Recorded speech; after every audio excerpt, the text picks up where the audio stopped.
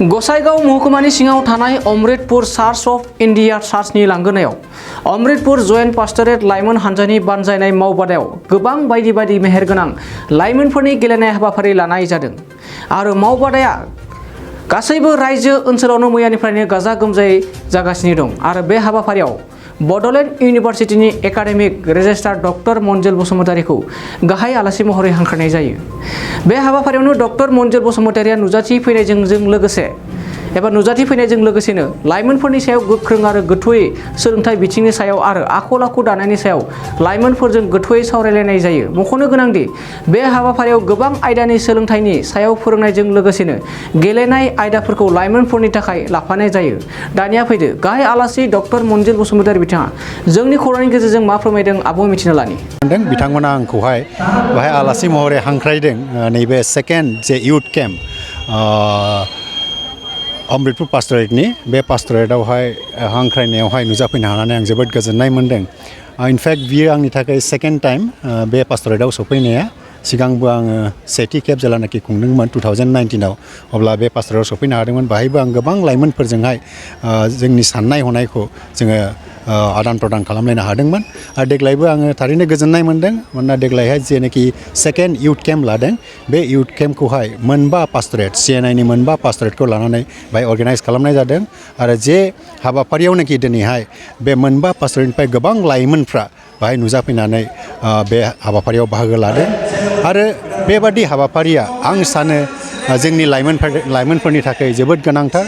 मानोना दिनैहाय जोंनि गेजेराव गोबां लाइमोनफोर दङ जायफ्रा दिनैहाय ख्रिस्ट'जों सायख'जानानैबो ख्रिस्ट'खौ मोननायनि उनावबो दिनै गोबाङा बेकस्लाइड जानानै दङ, उनस्रदलांबाय। बेनि थाखाय from time to time if we can organize such type of program among the youths, it will definitely help in the spiritual growth of our Christian brothers and sisters of this area. So बेनि थाखायनो आङो थारैनो गोजोननाय मोन्दों आरो आसा खालामदों this very program which has been organized here, it will be a meaningful one and it will serve the purpose of this program that has been arranged here. आं सानो बे प्रग्रामनि जेनाखि उद्देश्य बे उद्देश्यआ बे इउथफोरनि बाहागो लानायनि गेजेरजों बे सफल जागोन होननानै आङो बेखौ मिजिंथिदों।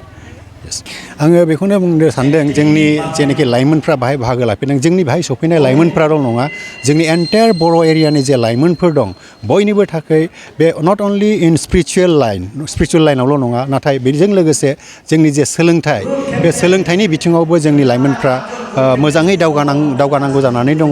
Because we have seen lot of लेकिंस, जोंनि लेकिंसफोरखौ जोङो नुनो मोन्दों बिभिन्न ओनसोलाव। Because there is no uniformity in the quality of education provided to our students of this entire area.